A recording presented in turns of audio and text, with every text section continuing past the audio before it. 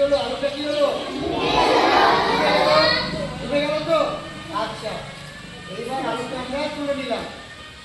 এইবার আমরা এখানে লবণ মেশাবো।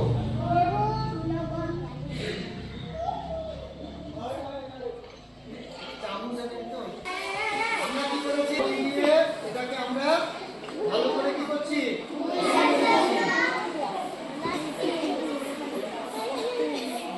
এই আলু এই লবণ জলের মধ্যে এবার ফেলছি।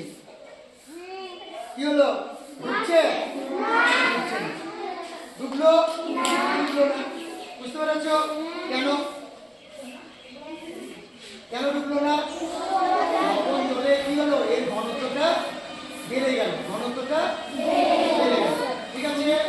ফলে এ ওর মধ্যে